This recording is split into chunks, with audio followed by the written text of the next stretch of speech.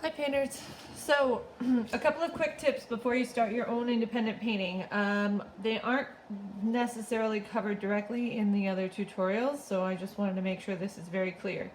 When you draw your painting out first, you want to make it super duper light, and the thing you want to really focus on is where are you going to save the white of the paper, because remember there is no white paint.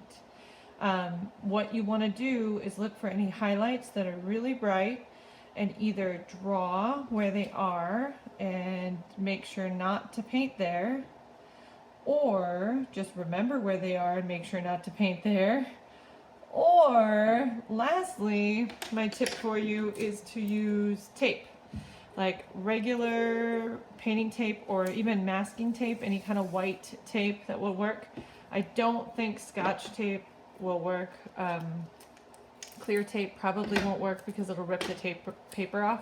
But just get a scissors and take your tape and you can cut it to whatever shape you need it to be and fill in those little spots that you want to remain white. And whatever shape you have it in, that's the shape that's going to show up pure white. So you do have to be kind of like aware of your cutting or pasting.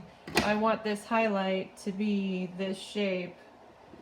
And I put it down, I'm just going to press it down with my fingernail, and then I will take my color, and I can of course start with your lightest colors. You kind of had that idea from the other paintings that you practiced. If I paint this in, I can go right over that tape and give it that bright color that I want it to have. And if I want it to be lighter in other areas, you remember from the tutorials, you can just take your paper towel and lift off other little light spots. Or maybe I can lift off a little bit next to it, but I want that one spot to be really bright white. And it'll just take a few seconds for it to dry, and then I'll take that tape off. So that's one way to do it. The other thing I wanted to show you is that you should always paint your black last if you want the edges to be sharp. So I'm looking at this rock photograph, and I really want the edges of the rocks to be sharp and not blurry. I painted this black in here, and then I went in and tried to do this color, and all the edges of that color bled into the black. And I'll show you how this happens. I'm sure you could guess. So like right up here, there's a little bit of darkness next to this orange rock. I paint in that black. And let's say I'm just going to remember where the orange is this time, and I'm not going to paint or where the white is. And I'm not going to tape it off. So then I take my orange and I put it in here, and as I touch that black, the black kind of spreads into the color.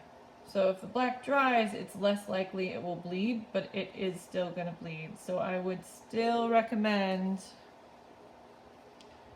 using your brush to do the black last. And there's a little bit of white I'm trying to save in here. If you want the shadow on your rock, you can just drop in a little bit of that black. So if I want to, I can just take black now and put the shadow on the rock instead of relying on the black bleeding in from the edges. And I can put the spots in the rock by just dropping in a little bit of black on my brush and then letting it dry. So it'll kind of give it that speckled effect, and then I can go back with this and lighten it up a little bit in the middle.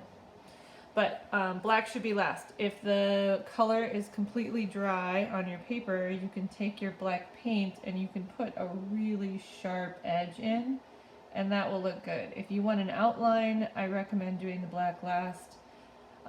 Especially if you want it to be really sharp. Another strategy you could use is just going back with marker. Sharpie marker at the end is totally cool. It's a great way to do it. If you want the black to be really sharp and dark and really fine, that's a great way to go through it.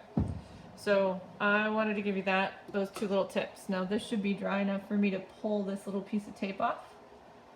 And when I pull it off, boom, there's a really nice sharp white.